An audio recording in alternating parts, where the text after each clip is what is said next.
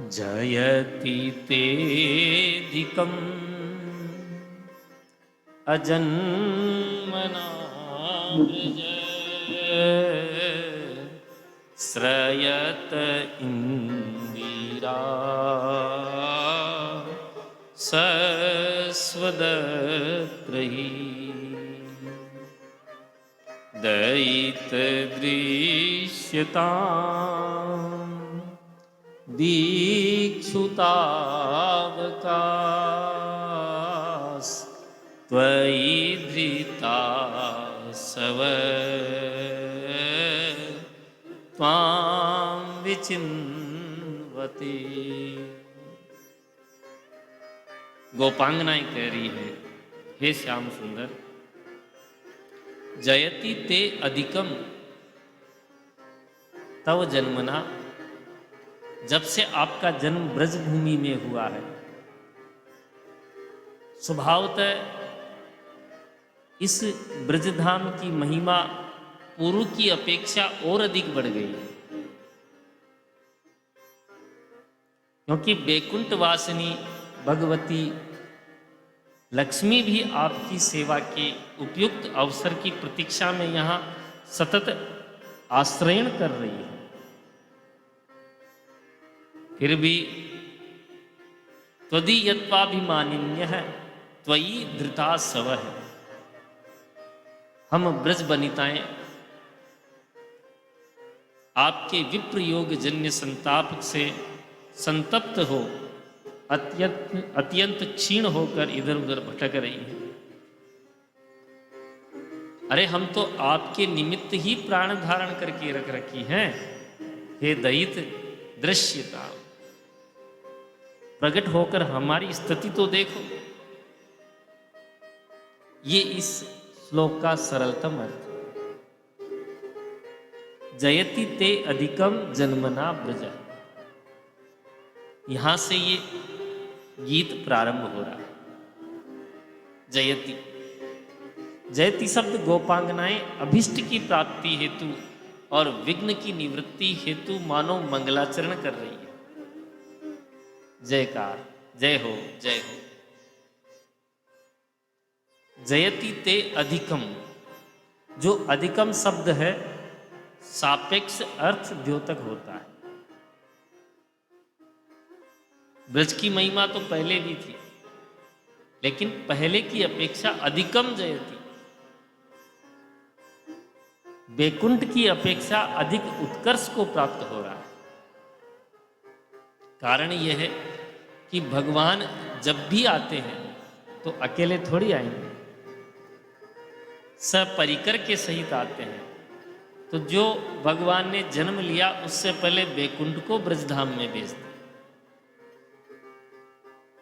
भाई कभी प्रधानमंत्री राष्ट्रपति कहीं जाते हैं तो उनकी व्यवस्था पहले ही हो जाती है। आवास की व्यवस्था नहीं हो तो आवास तैयार होता है और उनकी सुख सुविधाएं उनके जैसे ही बढ़ जाती है। कर्मचारी महीने 2 महीने पहले ही तैयारी करने लग जाते हैं। तो भगवान का ब्रज में अवतार हो रहा है तो उनकी व्यवस्थाएं पहले ही होनी थी। तो यहां अवतरण का अर्थ है ऊंचे से नीचे उतरना।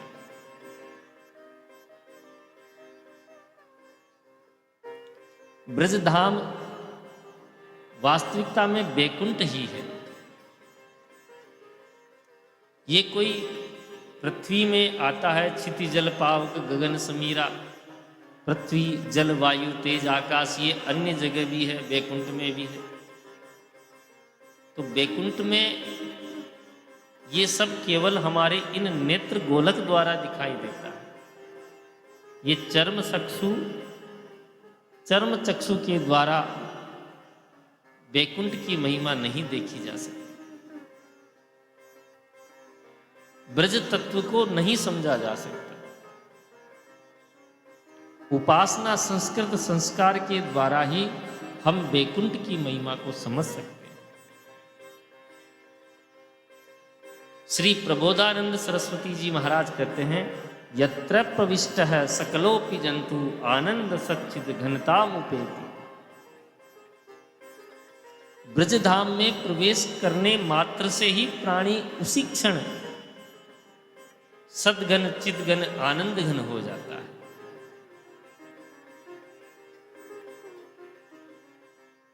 शहंशाह अकबर के समय की एक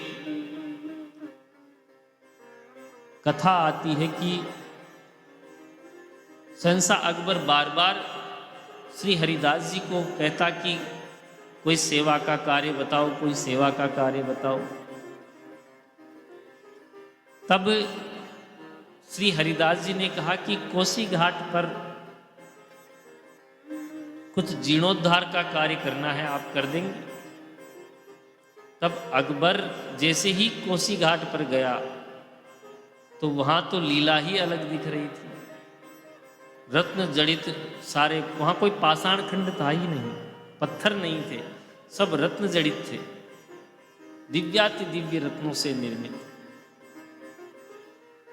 इस अनुभव से चमत्कृत शहंशाह हरिदास के यहाँ लौट आए और अपना अनुभव कह सुनाए।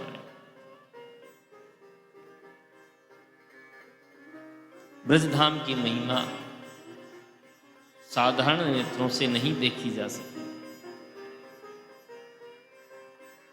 भागवत जी के 10वें स्कंद में वर्णन आता है, यत्पाद पांसुर बहुजन्म कृच्छतौ धृतात्मभिर्योगिभिरप्यलभ्य है स एव यदृग्विषय स्वयं स्थितः किं वर्णयते दिष्टमतो व्रजोकसाम्। ये सामान्य दृष्टि का विषय नहीं है।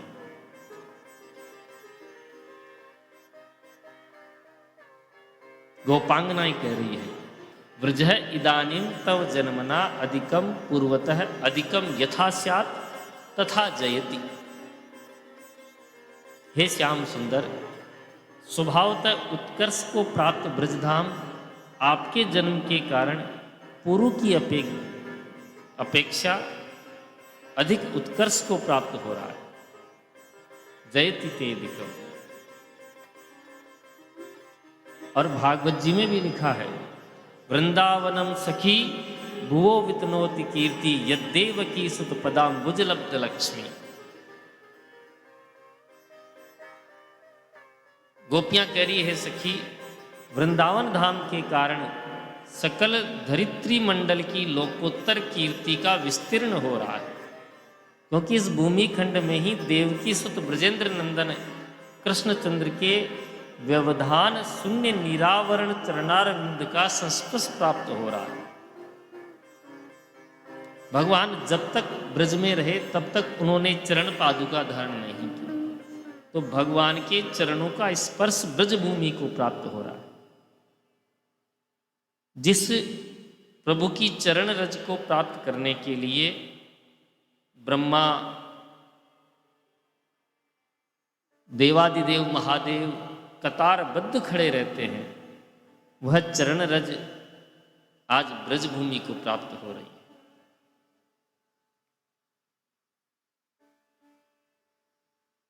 जैसे किसी रसिक को अपनी प्रियतमा का स्पर्श प्राप्त हो जाए तो वो रोमांचित हो उठता है, वैसे ही भगवान के पादार विंद का संस्पर्श इस ब्रजभूमि को प्राप्त हो रहा है। गोपांगना जनों को अपने मदन मोहन ब्रजेंद्र नंदन श्याम सुंदर के चरणाम्बुज संस्पर्श से लोकोत्तर आनंदोद्रेक हो रहा है।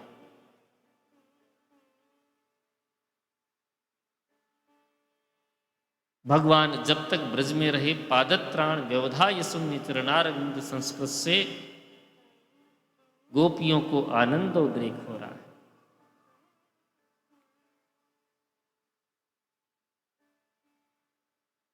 किंते तपः क्षिति कृतम बत केशवांघ्री संस्प्रोत्सवोत्पुलकितांग्री रुहेर विभासी अप्यंग्री संभव उरु क्रम विक्रमाद्वा आहो वराह वपुष परिरंभरे।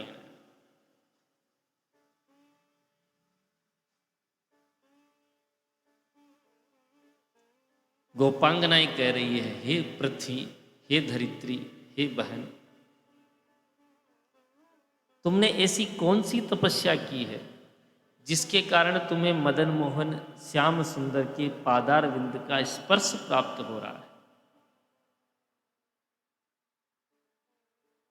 धरित्री कहती है, सखी, तुम्हारे ब्रजेंद्र नंदन श्याम सुंदर तो कुछ ही समय पूर्व आविर्भूत हुए हैं, परंतु हमारे अंग प्रत्यंग में तो यह रोमांच रूप वृक्ष लता दुर्वादि तो प्रातःकाल प्राचीन काल से ही विद्यमान है।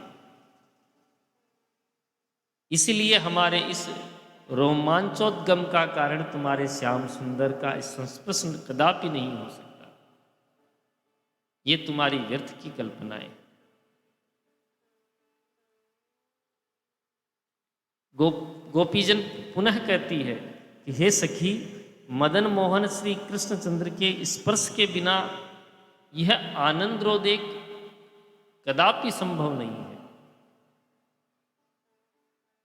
वामन अवतार के प्रसंग में अथवा उससे पूर्व वराह अवतार के प्रसंग में तुमने जो भगवत स्पर्श प्राप्त हुआ है, उसी के फलस्वरूप तुम्हें ये रोमांच प्राप्त हुआ है। भगवान श्री कृष्णचंद्र ने वराह रूप धारण करके रसातल में निमग्न धरित्री का उद्धार किया, इसलिए तुम्हारे ये रोमांच कंटकित हो रही है। आहो वराह वपुसः परिरंभरेण।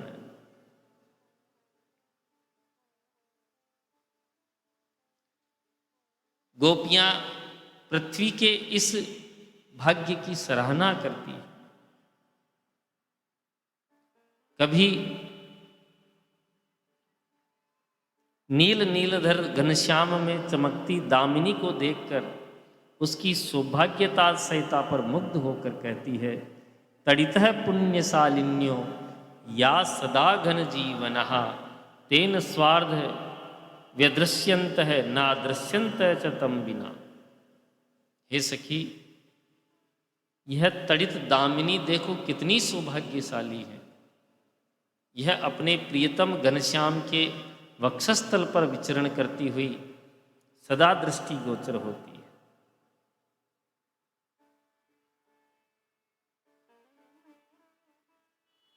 ये मेघमंडल श्याम काले हैं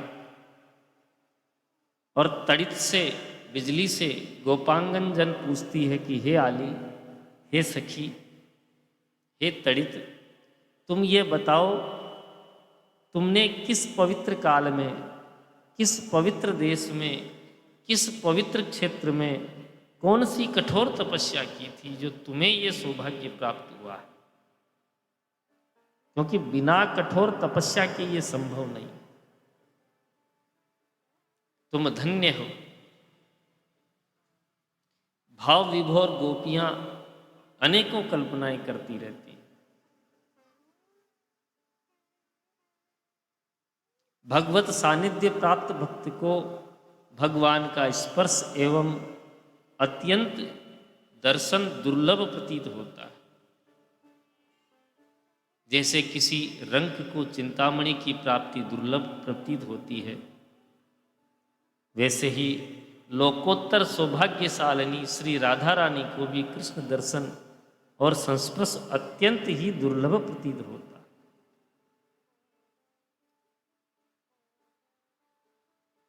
श्रीमन नारायण भगवान श्री कृष्णचंद्र के निरावरण चरणारविंद के संस्पर्श का सौभाग्य वृंदावन धाम को ही प्राप्त हुआ है।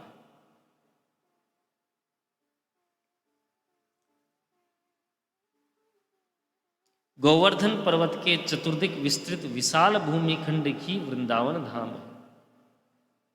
लिखा है महाराज, मध्य गोवर्धनम यत्र, यह वृंदावन धाम भी ब्रजधाम से उद्व्याप्त है।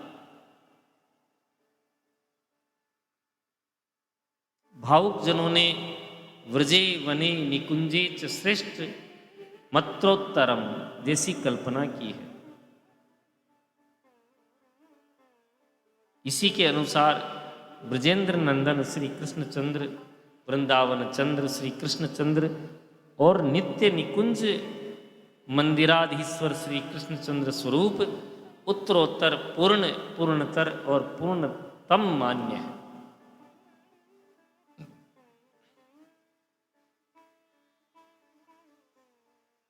किसी भी भक्त की उपासना के अंतर्गत नाम, रूप, गुण और लीला, नाम, रूप, लीला और धाम, चारों का ही विशेष महत्व है। तो ब्रजधाम भी विशेष महत्व में आता है। सर्वेषां धामनां कम सिंह स्थानीयम, संसार की समस्त पुरी और धामों में ब्रजधाम अग्रगण्य है। काश्यादिपुरियो यदि सन्तु लोके तेषां तु मध्ये मथुरेव धन्या। काशी आदि पुरियों में मथुरा ही विशेष धन्य है। काशीपुरी की विशेष महिमा है महाराज। मरणम यत्र मंगलम, काशीपुरी में मृत्यु मोक्षप्रद है, परंतु मथुरा में या जन्म मोंची धृतिवत या जन्म मोंची धृति मृत्युदार है, नृणाम चतुर्धा विदधाति मुक्ति। जन्म कहीं हो, मृत्यु कहीं हो, लेकिन यदि संस्कार भी मथुरा में किया जाए, ब्रज में किया जाए, तो भी उसका मोक्ष हो जाता है। ये मथुरापुरी की विशेष महिमा है। इसलिए गोपियां कहती है जयति तेधिकम अजन्मना ब्रज।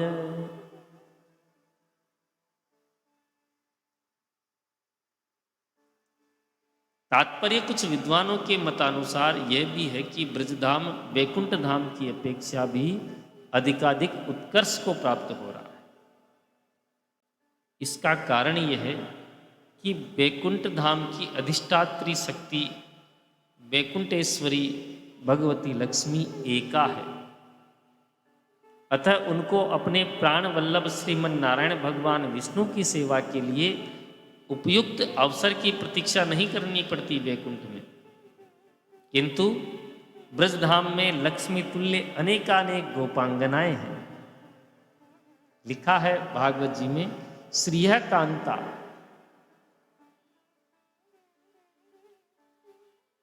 श्री व्यास जी ने जहां गोपियों के लिए विशेषण लगाया है, वहां श्रीय कांता। इन वचनों से स्पष्ट हो जाता है कि ब्रजधाम की प्रत्येक कांता साक्षात श्री स्वरूपा है। इसलिए श्रयत इंदिरा सस्वदत्र ही जैसी उक्ति से स्पष्ट हो रहा है कि वैकुंठ की अधिष्ठात्री देवी इंदिरा यहां भगवान की सेवा में प्रतीक्षा में खड़ी है। श्रयते पद, आत्मने पद का प्रयोग यहाँ स्वात्म सौभाग्यातिशयम सूचयति, अपने सौभाग्यातिशय का ही सूचक है। आश्रयण क्रिया का फल स्वात्मगामी है। गीत के आरंभ में प्रयुक्त जयति पद प्रयोग की भी सार्थकता इसी अर्थ में संभव है।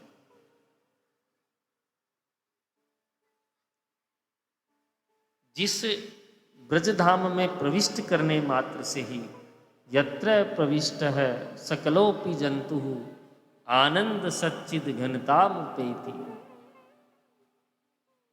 प्राणी मात्र सच्चिदानंद घन तत्व को प्राप्त हो जाता है। वह ब्रजधाम स्वयं ही आनंद घन स्वरूप है।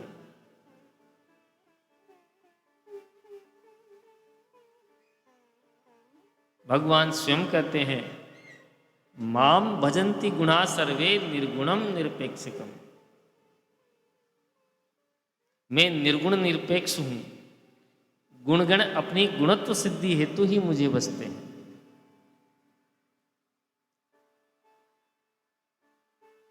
भगवान की मूर्ति के ऊपर आभूषण चढ़ाओगे तो आभूषण सुंदर दिखेंगे कि भगवान सुंदर दिखेंगे?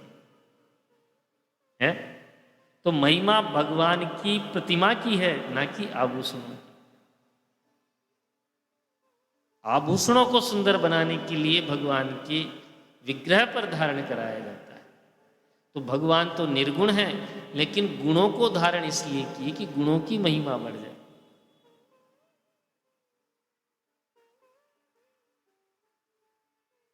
ब्रजधाम में भगवान का ब्रज में ब्रजस्थ शक्तियों के साथ नित्य विहार होता है। जो उपासक ब्रजधाम के इस उत्कर्ष का अधिकाधिक ध्यान, मनन एवं चिंतन करेंगे, उनके संपूर्ण दोषों का निर्वहन भगवान स्वयं करते हैं।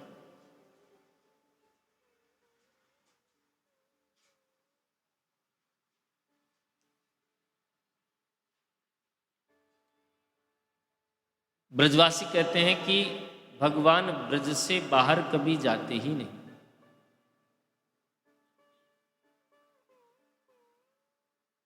जयति तेधिकम जन्मना ब्रज है, तभी तो सिद्ध होगा। ब्रजस्थ श्री कृष्ण चंद्र का दर्शन ही सर्वातिशय महत्वपूर्ण है। इसलिए ब्रजवासी कहते हैं, विपिन राज सीमा के बाहर हरिहूं को न निहार। देवादिदेव इंद्र वरुणादि भी आपके दर्शन हेतु ब्रजधाम में ही पधारते हैं। फिर भी हम ब्रजवासिनी, परमानुरागिणी, परम प्रेयसी ब्रजांगनाएं आपके दर्शन से वंचित हैं। हे श्याम सुंदर, क्या यह न्यायोचित है? सिद्धांत है महाराज, गंगाजल साक्षात ब्रह्म द्रव है। तो गंगाजल में ज्ञान वैराग्य उत्पादन की क्षमता है। इसी तरह यमुना जल साक्षात अनुराग द्रव है, प्रेम द्रव है। प्रेम ही द्रवीभूत हो यमुना जी के जल के रूप में प्रवाहमान हो रहा है। इसलिए यमुना जल ब्रज रज में प्रेम संवरण की अद्भुत क्षमता है। यमुना जलावगाहन से देह का प्राकृत तत्व बाधित हो जाता है। साथ ही अलौकिकता, रसातकता और भगवत स्वरूप प्राप्त्यर्थ योग्यता आविर्भूत होती है।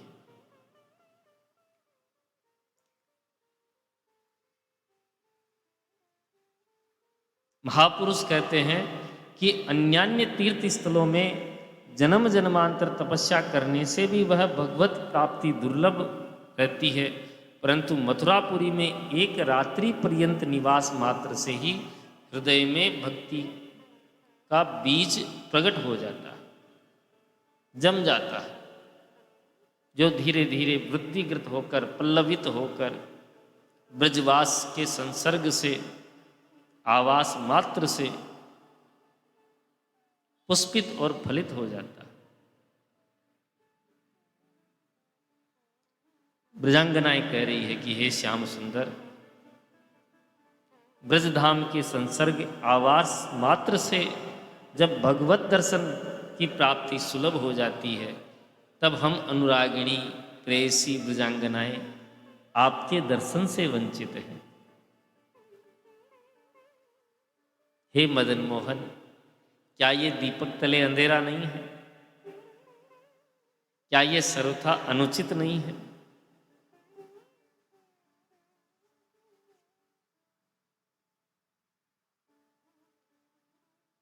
ब्रज सदा जयत्येव तव जन्मना तु अधिकम यथा स्यात् तथा जयति।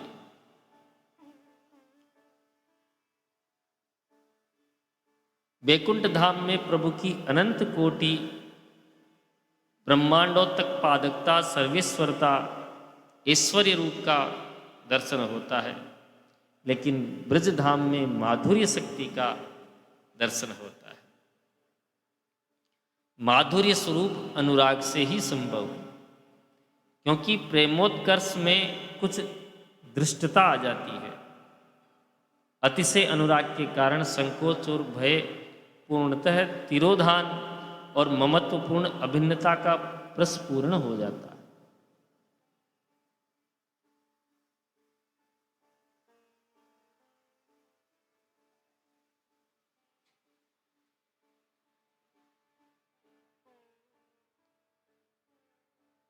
कुरुक्षेत्र की युद्ध स्थली में भगवान श्री कृष्ण के विराट स्वरूप को देखकर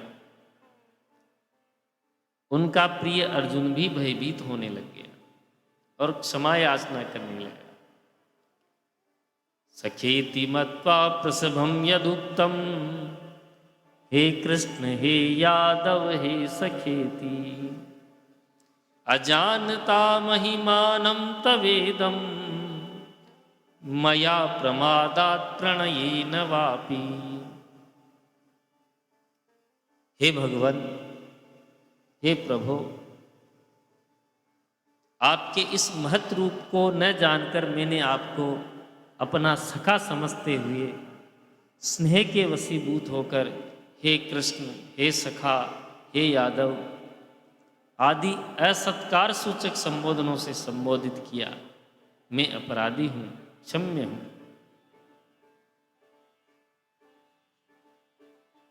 लेकिन ब्रजधाम में भगवान श्री कृष्ण का बाल सहचर श्री दामा तो मात्र इतना ही अनुभव करता है कि कृष्ण हमारा सखा है।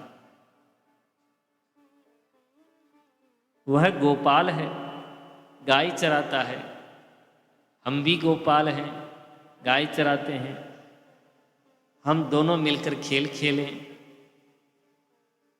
मैं हार गया तो घोड़ा बनूंगा और वह हार गया तो वह घोड़ा बने। श्रीमद् भागवत में स्पष्ट उल्लेख है, उवाह कृष्ण हो भगवान श्री दामानम पराजित है। पराजित होकर भगवान श्री कृष्ण ने श्री दामा को कंधे पर बिठाया। श्री दामा के अनुरागमय हृदय में श्री कृष्ण के ऐश्वर्य स्वरूप की कल्पना भी नहीं होती। श्री दामा भगवान श्री कृष्ण के केवल माधुर्यपूर्ण सख्य रूप का ही अनुभव करता है। भगवान की ऐश्वर्य शक्ति के विकसित होने पर यह माधुर्यपूर्ण लीला संकुचित हो जाएगी और असंभव हो जाएगी। ऐश्वर्य के दर्शन करते ही फिर सख्य भाव तिरोहित हो जाएगा। गोलोक धाम में और वैकुंठ धाम में यही अंतर है। गोलोक में भगवान के ऐश्वर्य का दर्शन होता है और ब्रज में भगवान के माधुर्य का दर्शन होता है। साकेत धाम में, द्वारिका धाम में या मथुरा धाम में ऐश्वर्य शक्ति के साथ ही साथ माधुर्य शक्ति का भी सम्मिश्रण है। यही कारण है कि यहाँ इन धामों में भगवान ने शंख, चक्र, गदा, पद्म और चतुर्भुज स्वरूप के दर्शन होते हैं। समय समय पर अनेक अलौकिक ऐश्वर्यपूर्ण कार्यों का अनुभव होता है, परंतु ब्रज में ऐश्वर्य भाव का सर्वथा तिरोधान हो जाता है। ब्रजधाम में माधुर्य भाव ही पूर्णाभिव्यक्त भक्ति मार्गानुयायियों के लिए सर्वेश्वर सर्वशक्तिमान प्रभु का माधुर्यपूर्ण स्वरूप ही अनुभव में आता है।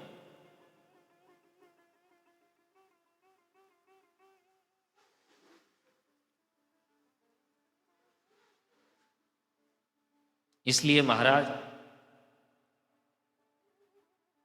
ब्रज में केवल ब्रजवासियों के लिए ही नहीं, गायों को भी सुलभ है, बंदरों को भी सुलभ है, हिरण आदि वन्य जीवों को भी सुलभ है।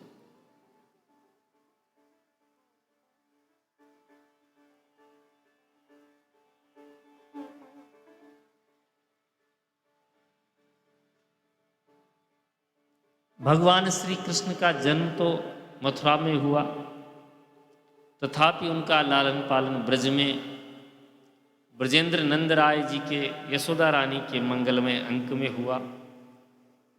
इसलिए ब्रजधाम की उत्कर्ष अधिक बढ़ा।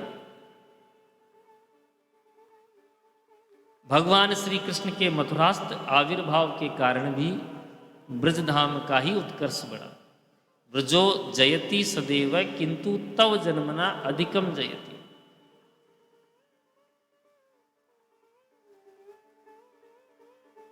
श्रयते इंदिरा सस्वदत्र ही यया इंद्रा अतिश्रयते। जयति ते अधिकम जन्मना ब्रज पंक्ति में प्रयुक्त अधिकम शब्द जो है अत्र सस्वद अधिकम श्रयते। लक्ष्मी की विशेष कृपा बढ़ गई।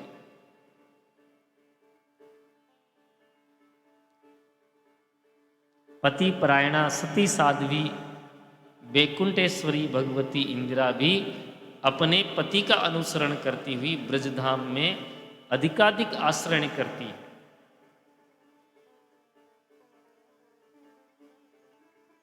गाय को भी धन कहा गया है, गोधन। गोमये वसति लक्ष्मी है, गोबर में लक्ष्मी का वास है। तो भगवान श्री कृष्ण के प्रादुर्भाव काल से ही ब्रजधाम की संपत्ति समृद्धि अनंत प्रकार के धन धान्य से और ज्यादा बढ़ गई। भगवती लक्ष्मी हमेशा उदासीन का वर्णन करती है। समुद्र मंथन के प्रसंग में आता है कि जब लक्ष्मी जी का प्राकट्य हुआ तो सब लक्ष्मी की कामना कर रहे थे, लेकिन भगवान नारायण उदासीन होकर बैठे हुए।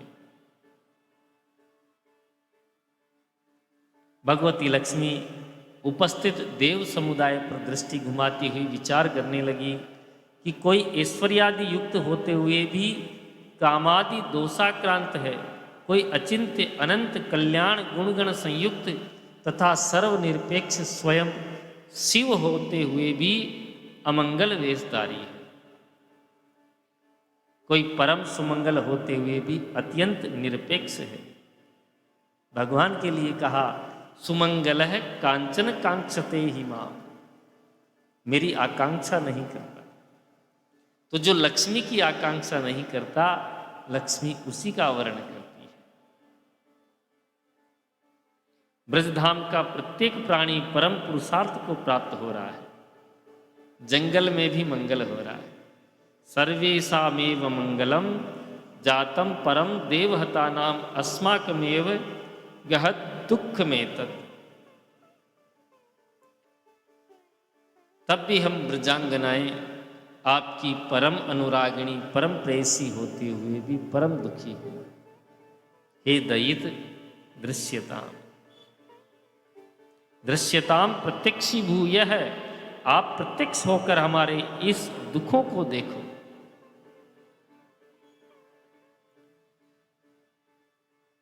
क्योंकि आप तो पर दुख कातर हैं। एक बार प्रत्यक्ष होकर गोपांगनाओं के असीम दुख का अनुभव कर लेने पर आप स्वयं ही अपने आप इनका निवारण हो जाए। तावकास्त्वयि धृतासवस्त्वाम विचिन्वते। हे श्याम सुंदर, हम सखियां आपके दर्शन से वंचित होकर आपके विप्रयोग जन्य तीव्र ताप से संतप्त हो रही है। हे मदन मोहन, आविर्भूत होकर हमारे कष्ट का अनुभव तो करो। सहसा ही गोपियां अनुभव करती है कि भगवान उनसे जैसे प्रश्न कर रहे हैं कि हे गोपियों, केवल मात्र तुमसे ही नहीं अपितु संपूर्ण विश्व से ही हमारा सख्य भाव है। क्योंकि वेद का वचन है, द्वा सुपर्णा सयुजा सखाया समानम वृक्षम परिसस्य जाते तयोरन्यः पिप्पलम स्वादयत् नस्नन्यो अभिकाचसिति।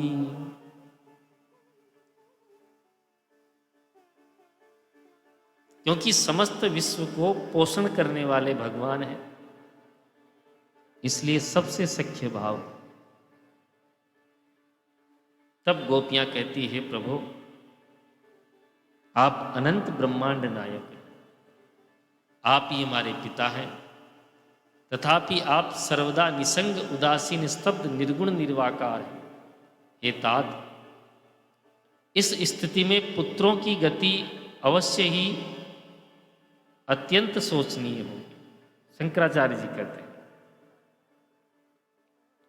हे तात, आप हमसे प्रेम न करें, तथापि हमारे हृदय में जो आपका निवास स्थान है वह सदा विराजमान रहेगा, क्योंकि आप हृदय में विराजमान रहोगे तो हमारा परम कल्याण हो जाए। उदासीन स्तब्ध सततम गुण संगरहित है, भवास्तात है कात है, परम परमिह भवे जीवन गति।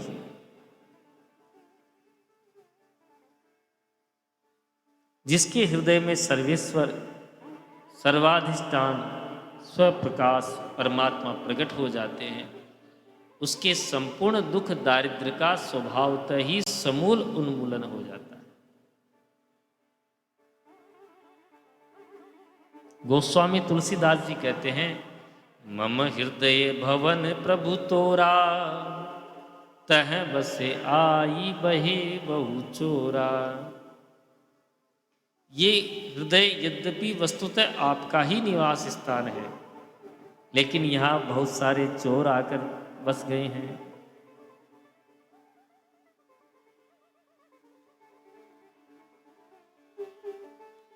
कौन कौन? नहीं माने विनय निहोरा, नाथ करहीं बर जोरा। कहे तुलसीदास सुनु रामा, लूटही तस्कर तव धामा। ये तस्कर हैं, ये जो चोर हैं, अनुनय विनय से नहीं मान रहे और आपके भवन को लूट रहे हैं। चिंता मोही यह अपारा, अपजस नहीं हो ये तुम्हारा। मुझे तो चिंता इस बात की है कि कहीं तुम्हारा अपयश नहीं हो जाए। मुझे मेरे अपयश की चिंता नहीं है प्रभु, मेरा तो क्या मान क्या अपमान,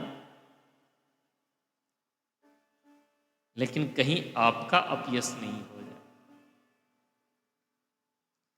जीवात्मा के प्रति परमात्मा की असंगता का तात्पर्य यह है कि अनात्मा जड़ जगत प्रकृति और प्राकृत प्रपंच एवं प्रकृति प्राकृत विकार से परमात्मा स्पर्श नहीं पाता।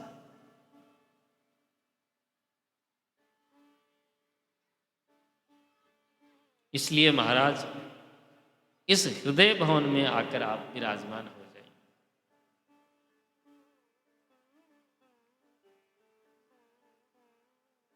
जीवात्मा एवं परमात्मा के बीच अनेकानेक संबंधों में जो कोई भी मान्य हो,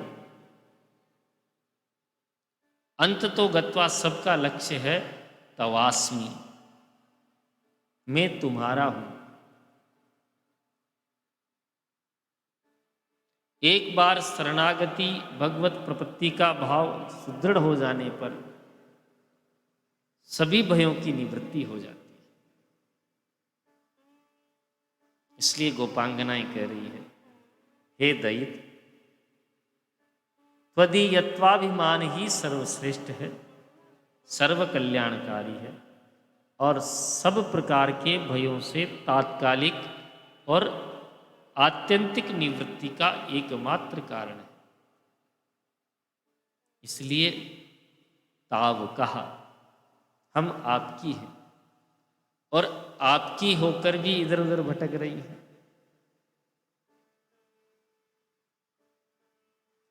निषेव्य सरिताम पत्युस्तटिम पक्षी गणश्चरन यत् पिबेत सरसस्तोयम तद्वी लज्जा महोदधि।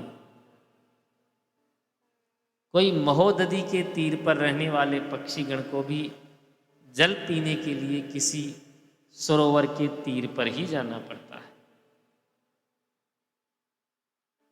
तो क्या ये समुद्र के लिए लज्जा की बात नहीं? समुद्र किनारे रहने वाला कोई पक्षी भी यदि जल पीने कहीं जाएगा तो सरोवर के तट पे जाएगा, समुद्र से तो जल पिएगा नहीं। तो हे प्रभु, क्या ये लज्जा का विषय नहीं है? हम ब्रजांगनाएं और आप अनंत कोटि ब्रह्मांड नायक परात्पर पर ब्रह्म, हम आपकी सखियां होते हुए भी आपके दर्शन से वंचित रहे, ये कहां तक न्यायोचित है? हे दैत्य, हम उस समुद्र के तट पर रहने वाले पक्षियों की भांति आपको खोजती हुई अंधकारमयी राहों से गुजर रही हैं। क्या ये आपके लिए शोभनीय है? विष वृक्षो भी संवृद्ध्यम स्वयं चेतुम सांप्रतम।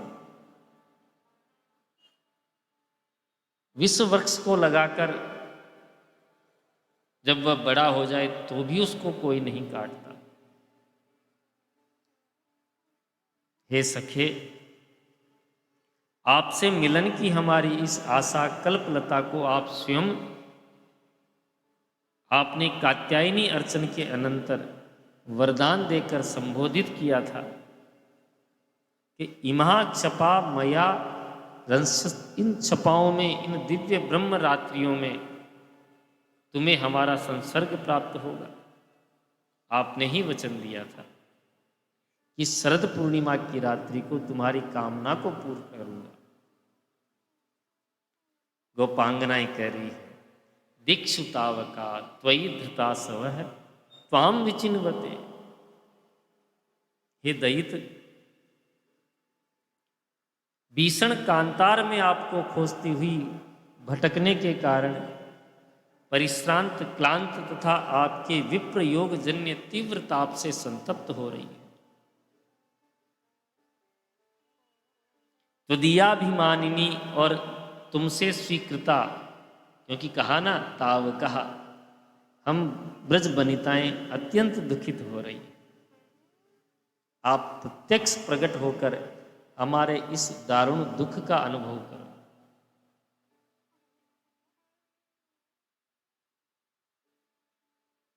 एक कथा आती है कि एक बार किसी गोपांगना ने कहा कि हे श्याम सुंदर, तुम्हारे नूपुर बजते हैं, जिसके कारण हमारे घर के लोग, सास ननद आदि सतर्क हो जाती है जब तुम चोरी करने आते हो, तो तुम इन नूपुर को उतार दो। भगवान ने कहा कि तुम खुद खोल दो। तो ज्यों ही सखी भगवान के नूपुर खोलने लगी तो एक अन्य सखी वहां आ गई और बोली, सखी ये क्या अनर्थ कर रही है? अरे, जिन किसी को एक बार भगवत चरणारविंदों का आश्रय प्राप्त हो जाता है वह कदापि उनसे अलग नहीं हो सकता। तुम इन नूपुरों को हटा दोगी तो फिर यही परंपरा चल निकलेगी। इसलिए हे सखी, इन नूपुरों को कदापि मत खोलो। तात्पर्य यह है कि एक बार भगवान का स्वीकृत हो जाना ही भक्त का परम सौभाग्य है।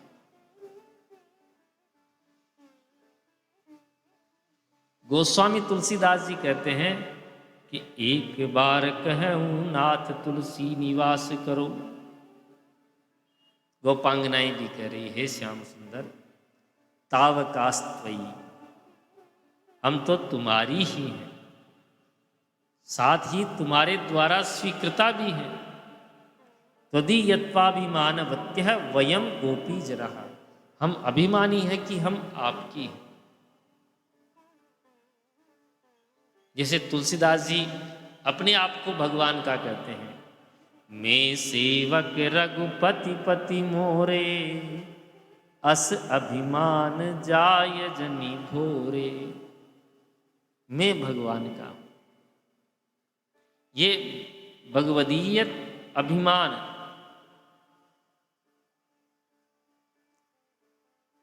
श्रीमद् भागवत में ही वेणु गीत के प्रसंग में कहा गया कि गोप्य है किमाचर वयम कुशलम स्म वेणु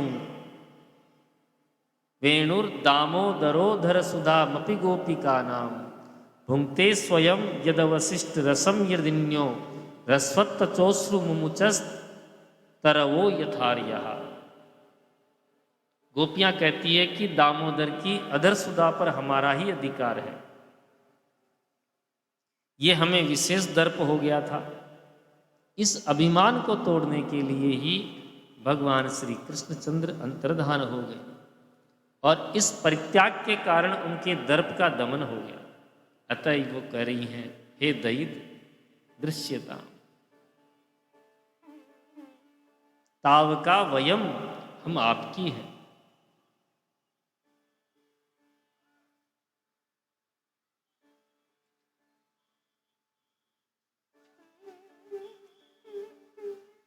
हे श्याम सुंदर, हमारे प्राण आप में ही निहित हैं, अतः प्रयाण भी नहीं कर सकते। अन्यथा आप में निहित होने के कारण अपने प्राणों पर भी हमारा अधिकार नहीं रह गया। यत्ते सुजात चरणाम्बुरुहं स्तनेषु भीतासनेः प्रियदधि महिकर्कशेषु तेनाटवी मटसि तद्व्यततेन किंस्विद् कुरूपादिभिर्भ्रमतिभिर्भवदायुषां नः। उक्त प्रसंगों से भवदायुषां भवानेव आयुर्यासां तां भवदायुषस्तासां भवदायुषां। विधाता ने प्राण तो दे दिए, परंतु हमारी आयु आपके हाथ में दे दी। अतः अत्यंत संत्रस्त होते हुए भी प्राण हमारे शरीर से नहीं निकल सकते।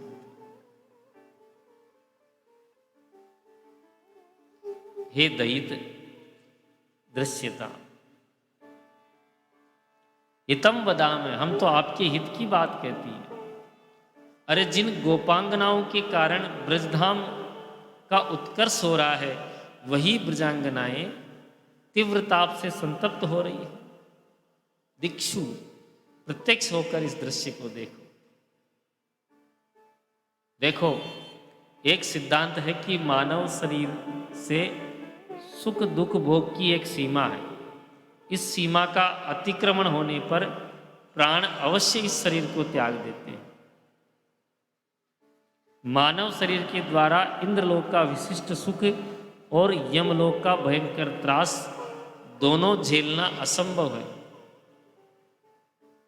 इसलिए वहां दूसरा शरीर ग्रहण करना पड़ता है। नीम में निवास करने वाले कीड़े के लिए मिश्री के माधुर्य का अनुभव कदापि संभव नहीं है,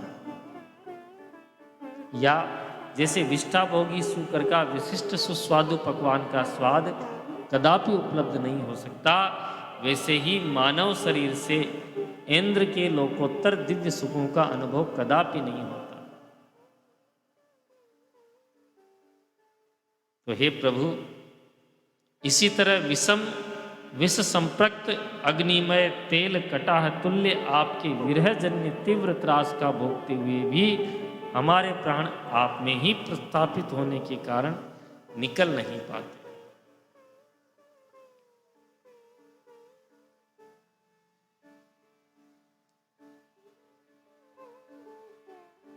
तो महाराज, भगवत प्राप्ति के लिए जो योग्यता होनी चाहिए वो योग्यता तो हम में नहीं है।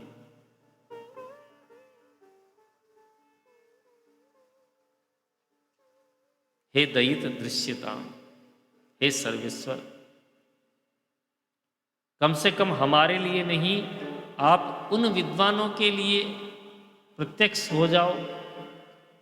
केते विद्वांस है, उन विद्वानों के लिए जो आप में ही अपने प्राण और अंतःकरण को धारण कर आपका ही अनुसंधान कर रहे हैं। भगवत गीता में आपने ही लिखा है, मत चिंता मदगत प्राणा बोधयन्तः परस्परम कथयन्तस्य माम नित्यम तुष्यन्ति च रमन्ति च। इसीलिए प्रकट हो जाओ।